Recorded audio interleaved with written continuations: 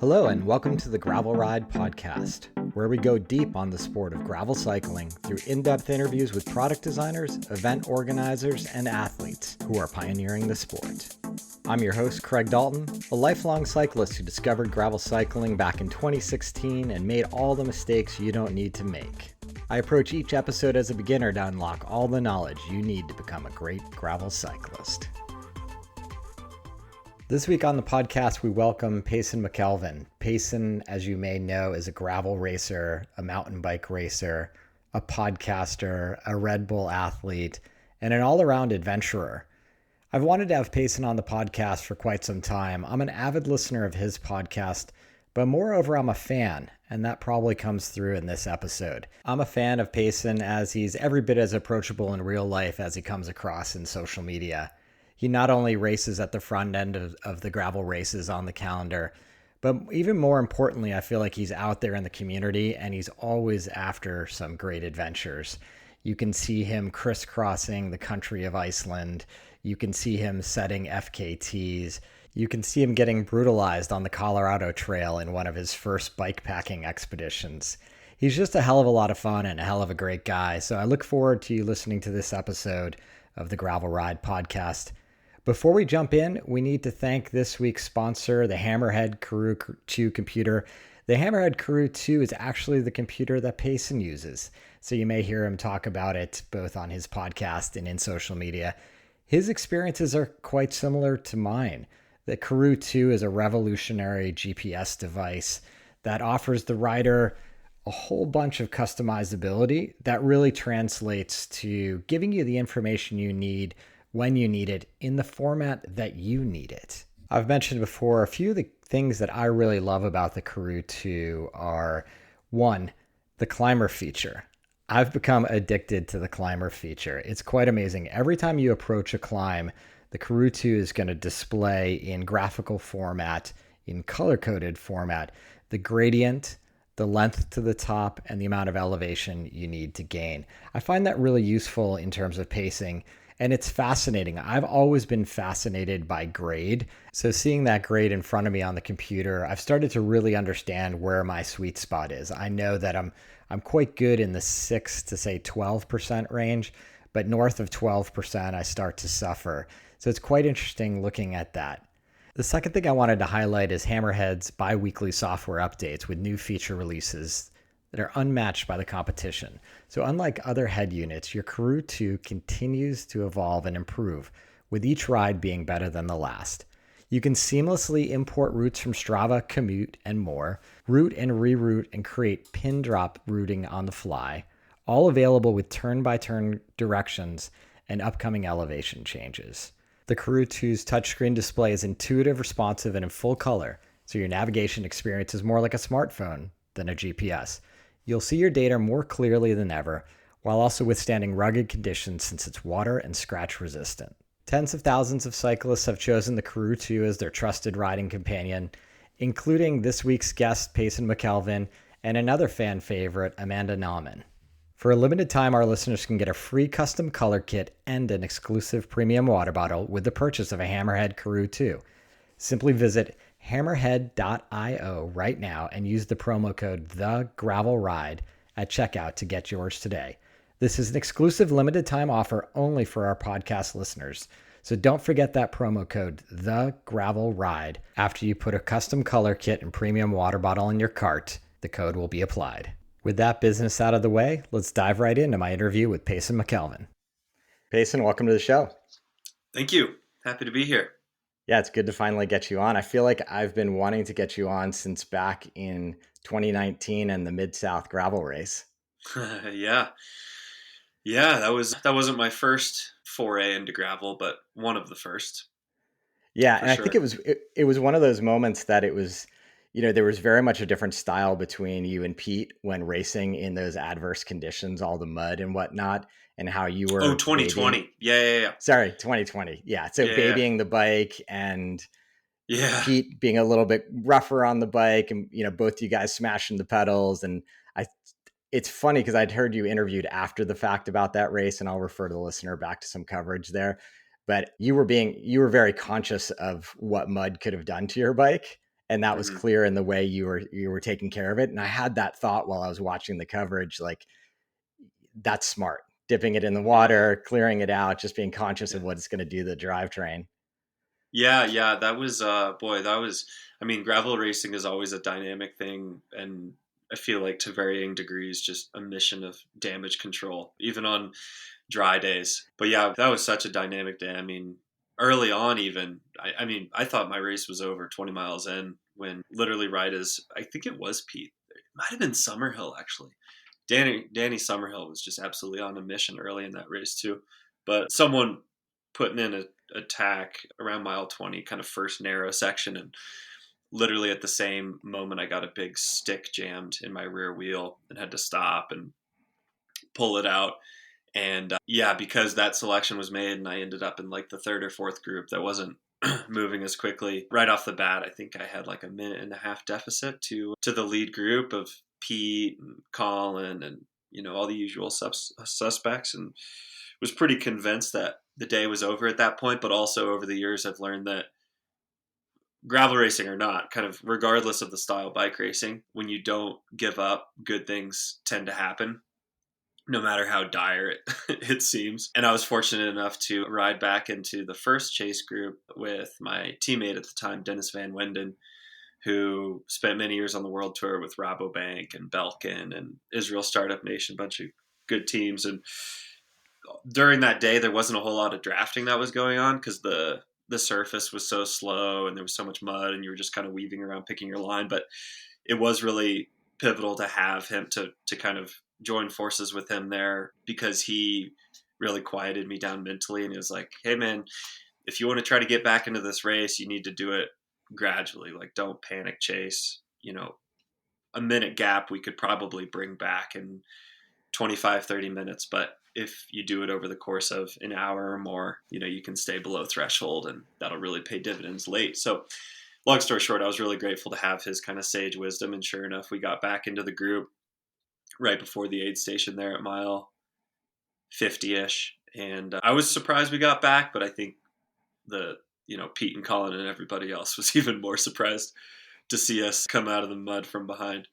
But yeah, Right. that was a memorable day. And in a weird way, I think having that setback so early on almost kind of calibrated my mind for the survival contest that it was going to be all day, so that when the shit really hit the fan there in the last 30 miles, I was kind of already mentally prepared to roll with the punches. Yeah, I think there's some good points there. It's always interesting to me talking to elite level athletes, and with most of my listeners presumably being like myself, mid pack racers, those same rules apply, right? Shit Mm, always breaks down for everybody, and you can have a really bad moment in one of these long gravel events and come back as long as you do the right things, right? If you haven't eaten enough, you haven't drank enough, you just got to get back on top of it, and the day will come around. And more likely than not, the field in front of you is going to experience the same problems, just asynchronously to yourself. for sure. And I know we're going to get into the Grand Prix, but I think that's one of the things that makes the Grand Prix so fascinating, especially when combined with the pretty unusual point structure. I think it's just going to be so topsy turvy and tumultuous. And obviously we saw two of the favorites.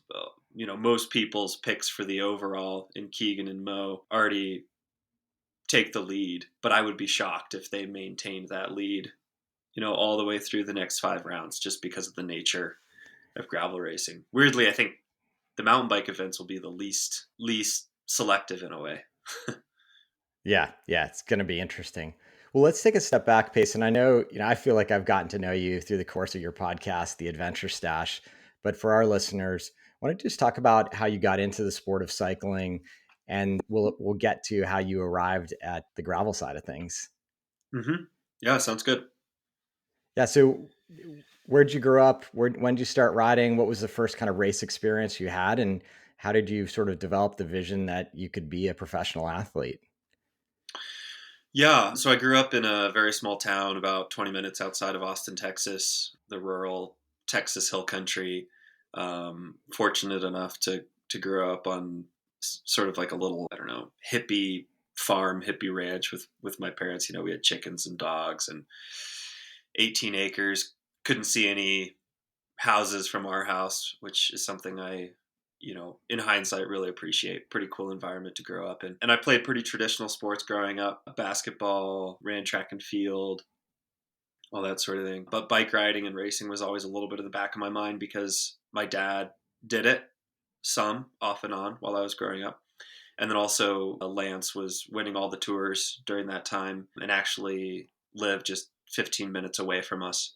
So he was a little bit of a hometown hero, and all that was always front of mind. Freshman year of high school, I want to say, I kind of had this recurring knee injury from playing basketball, and that nudged me towards cycling a bit more. And I just started riding more and getting more interested in mountain biking in general. And there was this really cool mountain bike film, one of the early kind of shred it mountain bike documentaries called Rome, that was playing in a bike shop. And I just totally was transfixed one day.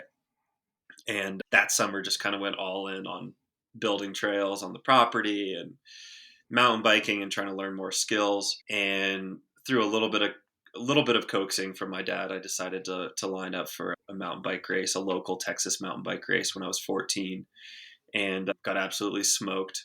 But for whatever reason, just it hooked me. And that fall, after getting absolutely destroyed by all the local Texas kiddos, I just really dedicated myself to training and developing skills, and came back that following spring as a 15-year-old. And I don't think I lost a race in Texas that year.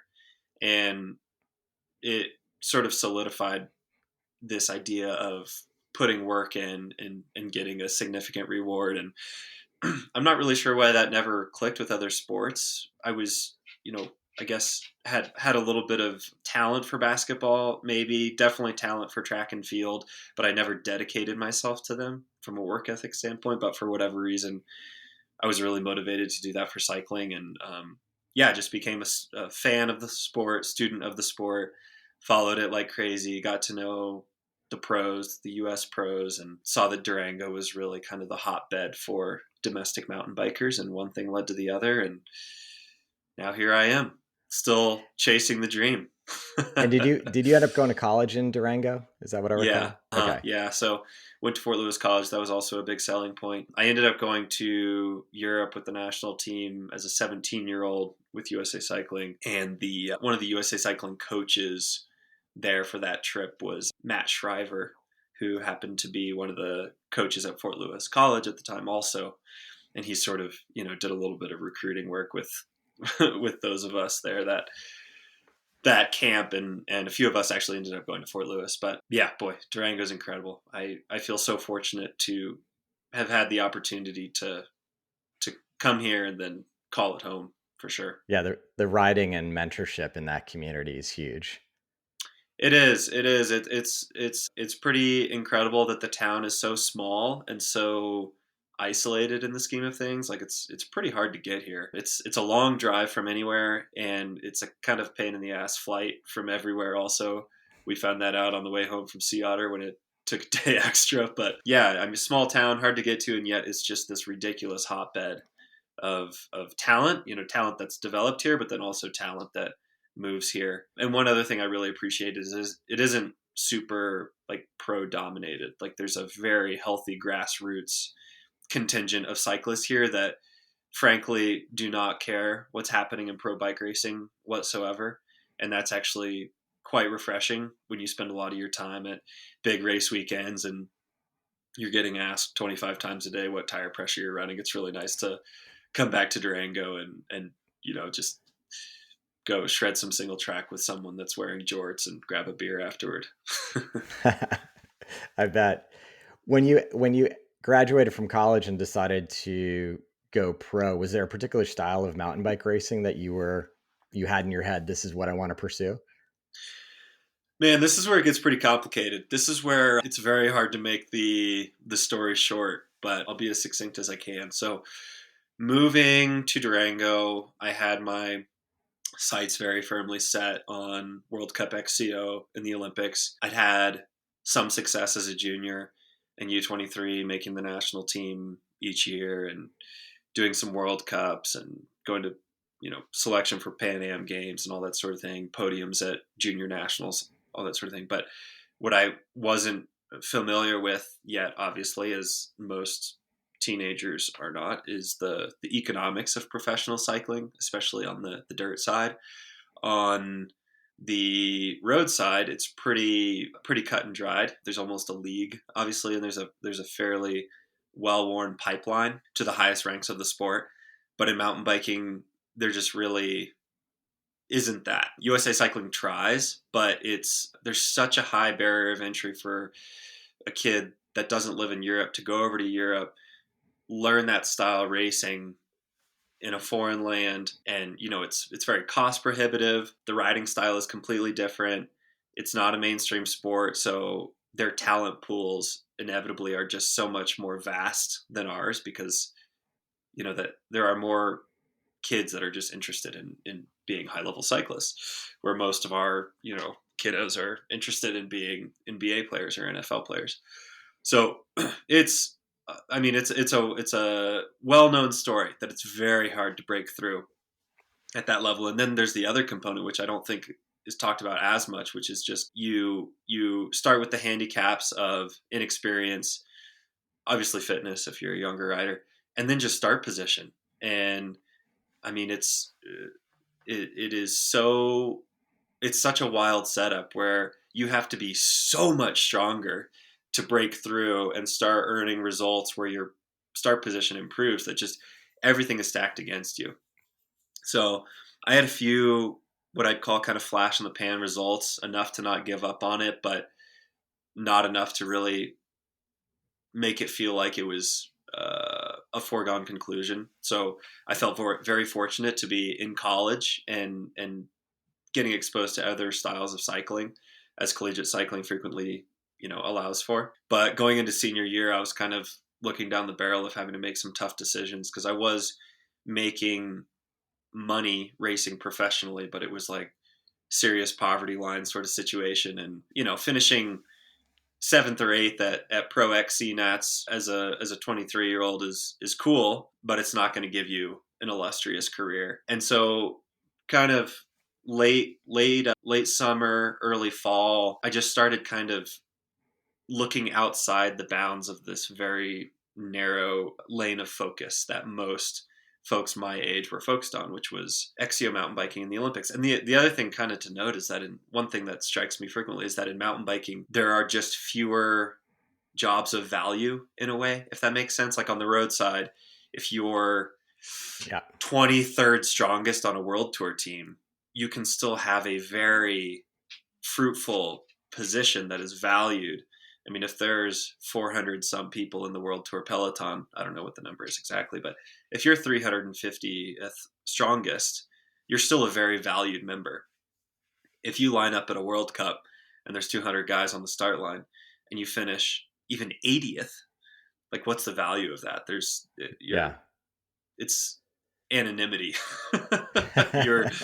You're the backdrop for the folks that are in the top 10. Anyway, sort of digressing, but point being, I started looking around the sport, and I'd had some offers and opportunities to try racing on the road, but culturally it just didn't quite jive for me. And then, I started kind of looking at some of the folks that had created their own paths, folks like Rebecca Rush. Lil Wilcox hadn't really risen to prominence yet, but those sorts of people.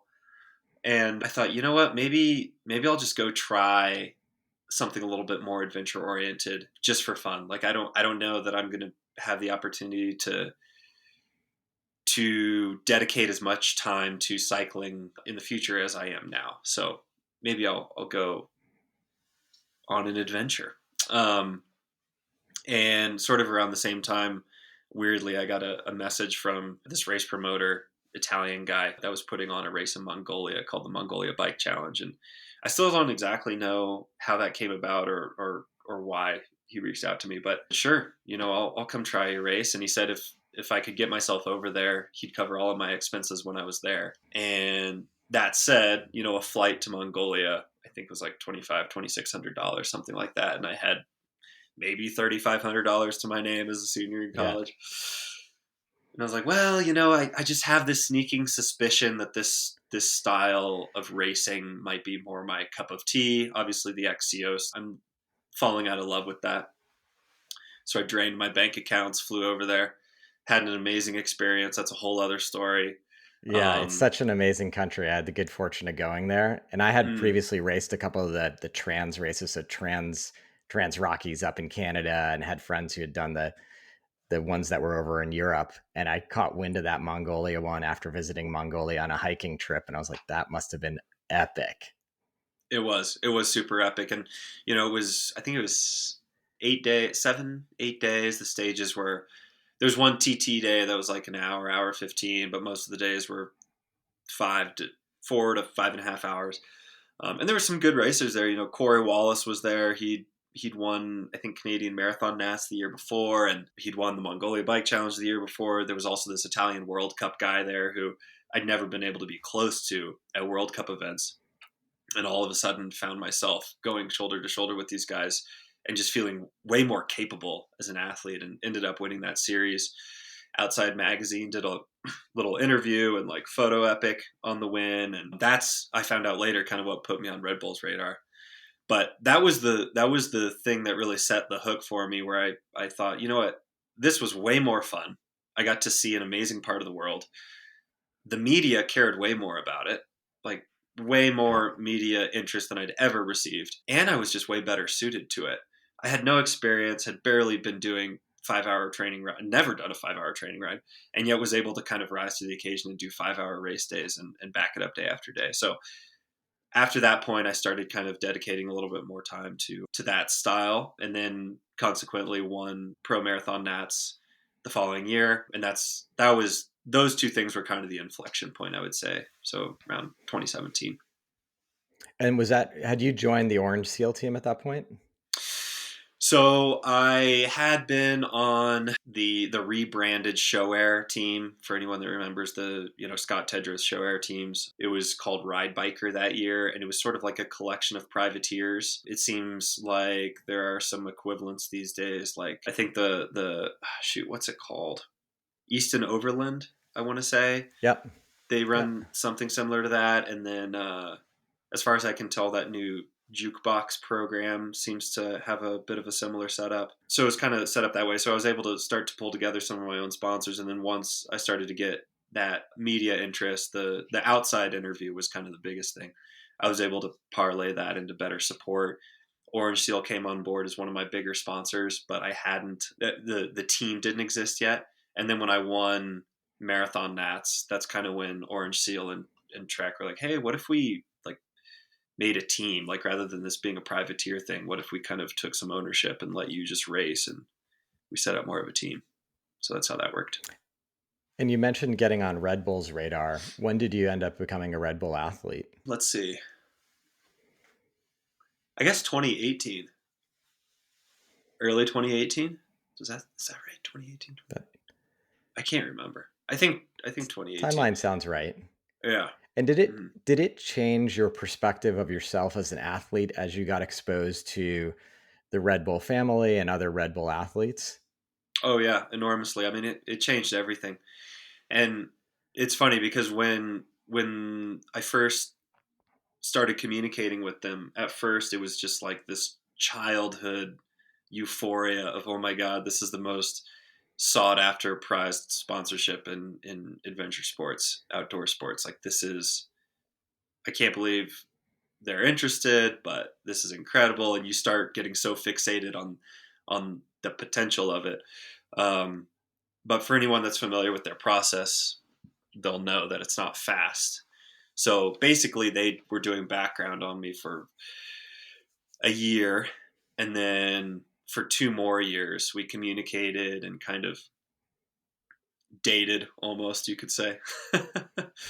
Decided to figure out how much mutual commitment there wanted to be. Obviously, I was very interested in commitment, but and then came the phase where it looked like it was going to happen, and all of a sudden you start feeling the pressure and you start questioning, am I worthy? What is this? What does this mean? What's going to be asked of me? How do I need to rise to the occasion? And I'd say even after I signed for a solid year, that was kind of my mindset. Like, oh man, I need to not screw this up. I need to prove that I'm worthy. I need to do innovative things. But one thing that's interesting is that Red Bull never puts any pressure on you, and they really drive home the fact that they want to partner with you because of who you already are and who you can become, the potential that they think they see. And they they really like to bring people on board before they've reached their prime, their best. They want to help you be a part of that growth process. So once I was able to gradually shift my mindset and realize that this was more of an opportunity and less of an obligation, that's where I think mentally and emotionally I was kind of able to free myself up a little bit, race race with a sense of opportunity and joy, and then also start to kind of tap into that creative aspect that I've really started to lean into over the last few years, that I've come to realize is like very necessary just for my happiness and sense of fulfillment. And I think that's really where their most significant interest came from. And it was also just great timing. They wanted someone in this endurance, mass participation sort of arena. That's also why they brought Colin in around a similar time. And so, yeah, like any success, timing was a massive part of the opportunity as well. Yeah, I feel like in some way, and correct me if I'm wrong, your relationship with Red Bull for a few years prior to the pandemic left you very well suited to weather the pandemic and the lack of racing, meaning you Yeah. had a wider view of yourself as an athlete and the things you could do. Yeah. And, over the years, I've questioned kind of all of these extracurriculars that I'm interested in, whether it be the podcast or some of the films we do or some of the, crazy routes I like to try to tackle. Question, how much does that detract from more traditional racing? Because like riding across Iceland 3 weeks before the Australia's off-road isn't, stellar prep. But by the same token, I've really tried to zoom out over the last handful of years and think about how will I look back on this time when I'm 45, 50, 55, whatever. And really it kind of goes back to Mongolia, deciding to take that red pill rather than blue pill, spend most of the money I had to go on a crazy adventure halfway around the world by myself as a 23-year-old with no experience. I'll never forget that experience, the people I met over in Mongolia. And ultimately, I think going through life, experiencing as much of the world, both interpersonally and just travel wise as you can, is a good way to do it. And I've had many mentors over the years who have raced at the highest level kind of persistently remind me that what they remember are the things between the actual races, and to make sure that, if you go to Albstadt, Germany for the World Cup, do everything you can to make sure you don't only see the inside of your hotel room and the 3-kilometer race course. So that's kind of why I've more and more ambitiously gravitated towards some of these more adventure oriented things. And ultimately, from a professional standpoint, getting back to your point, it really does, the way I look at it is sort of like a diversified portfolio. There are athletes that only hold one kind of stock. Maybe your stock is awesome. Maybe you have a bunch of shares of Apple, but what happens if for whatever reason Apple tanks? So similarly to the stock market, you want to have a diversified portfolio. When we're operating in this space that doesn't have a league, it doesn't have a bunch of structure, and there is a lot of room for creativity. So it's a personal need, but also it's worked out professionally as well. Yeah, I think as a fan of the sport, when you're out there doing those adventures, and obviously you do a lot of filming around these adventures, we just feel closer to you as an athlete. So when you line up at some gravel race, like we're rooting for you because we've seen you struggle like any one of us might struggle on an adventure. Mm. Yeah, that's interesting. I mean, that's good to hear. It makes sense. Anytime, I think about, I'm a massive mainstream sports fan. So I'm always comparing our little cycling sport to these mainstream sports. And it's interesting to look at something like, say, basketball versus football, the NFL versus the NBA. And in the NFL, there's massive athlete turnover because of injuries, and also everyone's wearing loads of protective equipment, helmets, pads, all that sort of thing. So you very rarely do you actually see the athletes. They're just these incredible people ripping around on a field, hitting each other. With basketball, you see all the riders, interesting hairstyles. Basketball players, interesting hairstyles.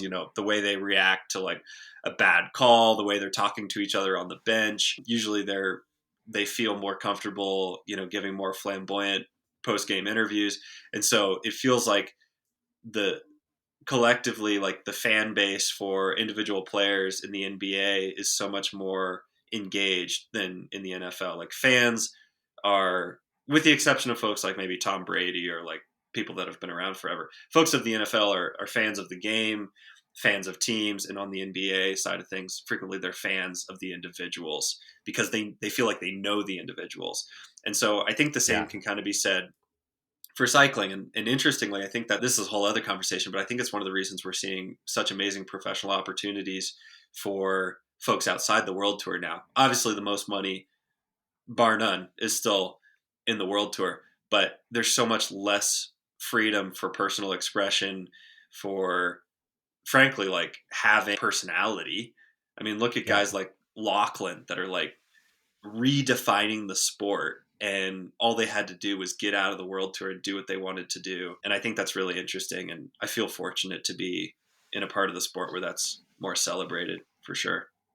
Yeah, absolutely. So chronologically on the journey, we're back at 2018. You've won your second XC marathon title. Had you started to dabble in gravel in 2018? Phew. uh yeah, I think that was 2018. I did Unbound. Yeah, I guess that would have been 2018, and that was 100% due to sponsors requesting it. I was not interested, and I had a whole mess of mechanicals, and actually didn't finish. And I think that might be the most recent race I haven't finished, maybe. That's not true. Mid South just happened, but yeah, I didn't get it in 2018. I was like, man, this is carnage. People are flatting everywhere. Why are we out here for so long? This is so It does boring. seem like a rite of passage to get abused by your first Unbound professional experience. Dude, for sure. And Amanda Nauman loves to make fun of me about this because, like, I really not publicly, but I was fairly outspoken to some people about how I just didn't understand gravel after that experience. And then I ended up going to Mid South in 2019, 2 weeks before the White Rim fastest known time, and I was planning to use it as like a hard training effort for the White Rim fastest known time. And I ended up winning that Mid South race, and then I was like, "Oh, gravel is sweet. Everyone cares so much about this win, getting loads of interviews, like massive bump in social media followership. Like, wait, maybe there is something to this gravel." And Amanda's always like, "Yeah, the only reason you fell in love with gravel is because you were fortunate enough to win a race early on," which might be kind of true. But long story short, it was not love at first sight with gravel, but that's obviously since changed. And are you still kind of in the sort of, I guess, 2020 season? Were you still doing XC marathon style racing in conjunction with gravel? 2020 is Yeah. probably a bad example because that was the pandemic year, but in that period, were you doing both still? Yep. Yep. Yeah. And the funny thing is, I still see myself primarily as a mountain biker, and there are people who question how I define myself as a racer at this point, but I don't even really feel the need to define what style racer you are, because I'm just interested in the biggest races in the country. And really, at this point, it's kind of becoming the biggest mass participation non-UCI events in the world. And I look at it as a spectrum. If you kind of go down the list of how do you define these races, on one end of the spectrum, you've got something like, BWR San Diego, which in my mind is just kind of like a funky, sketchy road race. I don't know that you're allowed to call it a gravel race if everyone is on road bikes with 28s and 30s, narrower tires than people use at Roubaix. And then on the other end of the spectrum, you have something like, I don't know, an Epic Rides event, or even like the Leadville 100 that really blurs the lines. Like, is that you could for sure race the Leadville 100 on a drop bar gravel bike, as Corey Wallace did last year. and you've got everything in between. So you've got grinduros where some people are on mountain bikes, some people are on gravel bikes. You've got the grasshoppers, same. So I look at it as much more of a spectrum, and I think we're just in this incredible golden age of grassroots is such a misnomer, but just like mass participation, non spectator primary races, and I'm here for all of it. It's all awesome. Yeah. Yeah, it's super exciting. And I think the event organizers have just a ton of freedom of how they want to design the race courses. If I think about the difference between the La Gravilla event at Sea Otter this past weekend, which was probably 75% single track, it was basically the 40K MTB course, Mm-hmm. super single track heavy, required a pretty hefty skill set. I know a Mm-hmm. lot of quote unquote gravel riders were scratching their heads after that one, thinking they were definitely underbiked. And then the other end of the spectrum, you have something like BWR, as you mentioned, or even SBT gravel. Doesn't require a lot of technical skill set to be competitive in those races. So I find it fascinating. And I think that even goes down to where you ride and where you live. Like my gravel here in Marin County, as the listener well knows, is quite a bit different than Midwest gravel. Not better, not worse. It just depends on what's your cup of tea. For sure. And I mean, here in Durango, our best road rides are gravel road rides, and we've been riding road bikes on them for ages. When I first moved here, so we have a Tuesday Night Worlds group ride, which for what it's worth is still the hardest group ride I've ever done anywhere in the country by a lot. But frequently, every third week or so, the route that we'll do is majority dirt, and everyone's on road bikes. And up until a couple of years ago, everyone was on 26s or 28s, and they're fairly smooth gravel roads. But pretty much, if you ask anyone locally, our best road rides are half dirt roads. So when this whole gravel movement started, I know I was one of many we were kind of scratching our heads a little bit about, well, isn't this just bike riding? But I understand the industry's need to kind of define and brand things. But yeah, it's interesting. Yeah, it's interesting as we were talking about your career and this sort of transition, not transition, but just this melding of your love of XC and this new love of gravel. Lo and behold, in 2022, Lifetime announces the Grand Prix, half Yeah. mountain bike races, half gravel races.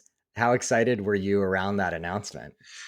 Whew, very excited. Yeah, I'd had some conversations with Lifetime in the year or so prior, kind of generally talking about structure and what events might make the most sense and all that sort of thing. But it was a little bit ambiguous about whether it was going to happen and to what degree and what it would all look like. So when the announcement came out, I was sort of primed for it, but I was also surprised by quite a few things, and that certainly increased the excitement too as I read through the proposed rules and the point structure and the events they decided on and all that sort of thing. But yeah, I mean, it feels just like an enormous opportunity. And I think it feels like an enormous opportunity personally because of the events, obviously. But I think it's an enormous opportunity for North American cycling as a whole because there are so many aspects of the series that are completely different than any other series we've seen. I mean, in the United States, with the exception of the heyday of mountain biking in the 80s and 90s, we haven't seen cycling massively successful really as a spectator sport or as a televised sport because there's always been this goal of making it a spectator sport. But I don't think in the United States it's really ever going to be a spectator sport. The key in my mind is that it's a participation sport in this country, and that's what these huge grassroots mass participation events have really tapped in and made them so successful. And so when you combine that with a year-long points chase, maybe all of a sudden that is the secret sauce for making it more spectator friendly, even if it's more of this kind of modern age of spectating where it's very online based. There's lots of social media coverage. There's, maybe a live stream. There's, really cool like Drive to Survive series type things coming out of it. I mean, actually Drive to Survive is a great example. Like, look what Drive to Survive has done for F1 in the United States. Virtually no one cared about F1 until that series came out. And now, people are talking about Pierre Gasly and Daniel Ricciardo, like, they're, Yeah. you know, Kevin Durant or Tom Brady. So it's a very interesting time. And I just feel fortunate to kind of be reaching my peak career years right now as it's happening.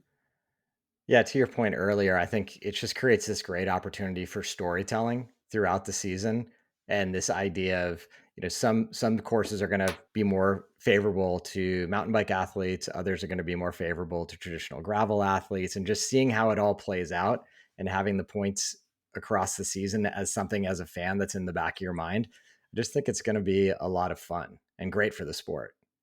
Yeah, I think so too. I really hope so. And the thing that I really hope, I think what can truly set it apart and almost guarantee its success is if they're able to lean into those personal storylines, kind of like we were talking about earlier, the things that I think really makes a fan base fall in love with following a league or a sport, which is the individual stories. Like, I hope there's all kinds of awesome coverage of Aaron Huck making this return to racing following pregnancy, or there's so many different incredible individual storylines that can be Yeah. told, and I hope that that's really seen as an asset and taken advantage of. Yeah, for sure. I mean, I have you look at like Amber Nebben and her Mm, experience, just like sort of getting a little bit crushed, still getting in the points at Sea Otter, but having a really rough day out there. That's the kind of narrative like you're looking for, someone who's coming way outside of their comfort zone to race this entire series. And unsurprisingly, like a mountain bike style race was super challenging for her, but it's going to be fascinating to see like how she bounces back for Unbound, which is this other radically different experience in hmm my mind at 200 miles. For sure. Yeah, I think we're going to learn a lot over this first year, and I hope we get a couple years at it, because I think there will be lots of adjusting along the way, lots of cool ideas, and yeah, I think there's just massive potential, and I hope everyone's able to hang in there for a few years to figure out what that potential actually is. Yeah, agreed. Unfortunately, you had to drop this race due to your injury at Mid South, but I'm curious, like, as you looked at the arc and the style of racing that you were going to experience in the Grand Prix, did that alter how you're training? Do you sort of do one thing for Sea Otter and then morph dramatically into something else for a 200-mile Unbound, which is the next race on the calendar for the Grand Prix series? Yeah, I mean, training is definitely different. Just physiologically, I kind of gravitate towards those long, slow burn events more easily anyway. So preparing for something like Sea Otter, where I mean, the average speed, I think Keegan said his average speed was like 17.8 miles an hour. Schwamigan's average speed, I did it 2 years and we averaged over 19 miles an hour both times. Ironically, these mountain bike events and Leadville, despite all of its climbing and high elevation, that average speed is almost 17 miles an hour. So these mountain bike events are very much gravel style mountain bike events. It would be pretty funny to see this field, line up for something like the Grand Junction off road, where you're lucky to crack 9.5 mile per hour average speed, and everyone's running 120 bikes and 2.4 tires. But yeah, in terms of training, those those faster kind of leg speed, high end events are ones that I have to train a little bit. I have to like tune up some speed a little bit more for. So, for example, I'll attend the Tuesday Night Worlds group ride here in Durango almost every week in the month leading up to that sort of event. I'll get in some good motor pacing sessions, still, log some good 5 hour rides, just because that's what helps me be at my fittest, but not worry about a 6.5, 7 hour ride.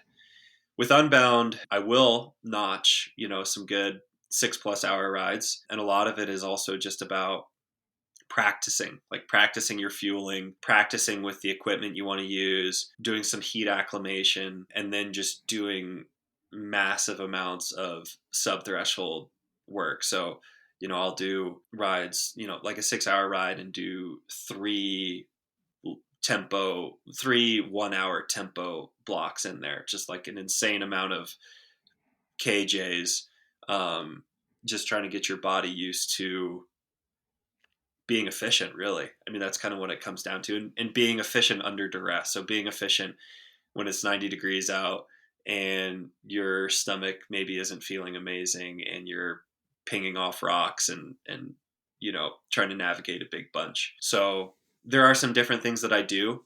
Overall, training is pretty simple. On the XC World Cup, training gets a lot more complicated, I think. But for these longer distance events, training actually isn't terribly complicated, I don't think.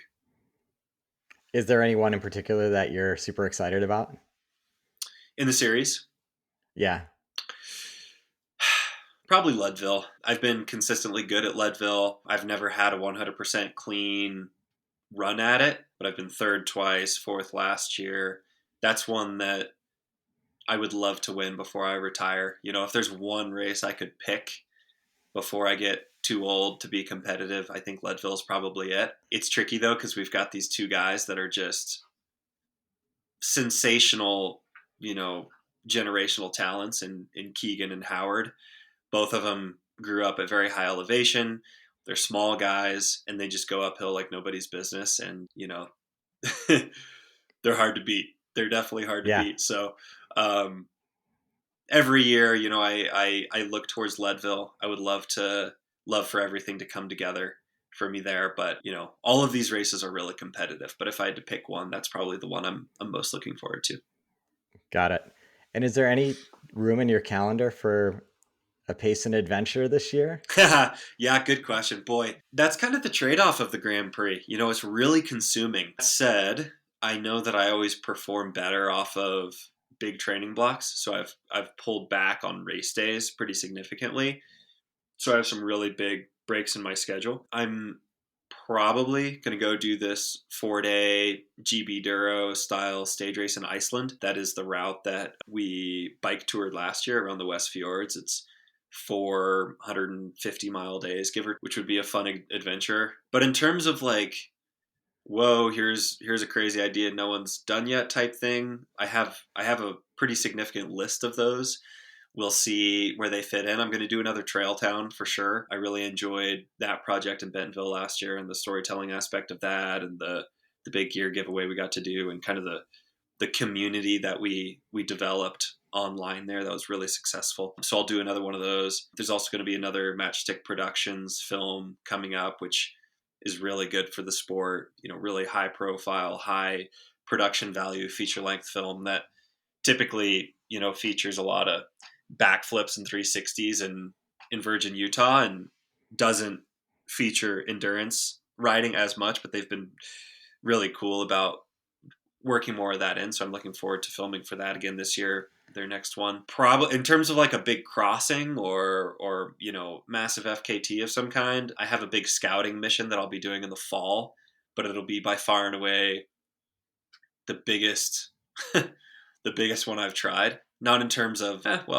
kind of distance too, but mostly just like it's extremely audacious and not the sort of thing where I can just go in blind. So I'm going to go in and do a lot of scouting for that and probably knock that out summer of 23. Nice. Well, I mean, for the listener, Payson's always an exciting person to follow, and your creativity, it's just fun watching how your mind works and the things you want to tackle. And it's just a lot of fun to watch what you're doing.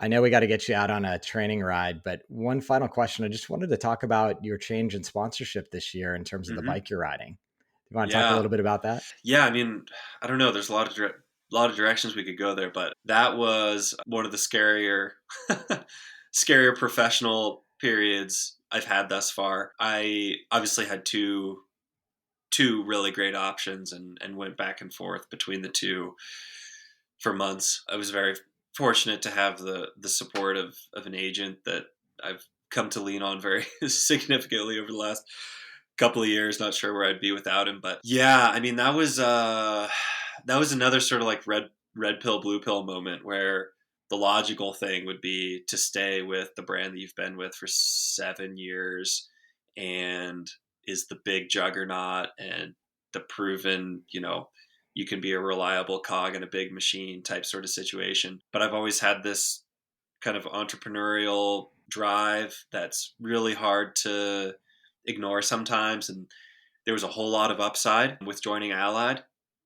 And they're doing some really industry defining things that other brands don't have the ability or confidence or ambition to do. They're 100% made in the US. Component is really incredible, and that affords all sorts of things from a quality standpoint, a product development standpoint, and just social issue standpoint, an environmental aspect standpoint, things that felt very good morally in a way. But ultimately, I just wanted to be on the bikes that I thought I could win on. And Allied's bikes are just unbelievable. I mean, the quality and the care, their process for product development and their willingness to kind of ignore industry trends in favor of just making the fastest, most badass bike possible was very, very intriguing and enticing. And I did go back and forth many times for a while, but once I finally made the decision, it felt like a massive relief,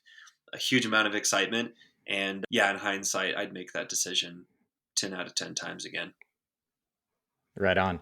Presumably you've got both an Allied Echo and an Allied, what's the other one with the Able in your Yep. quiver?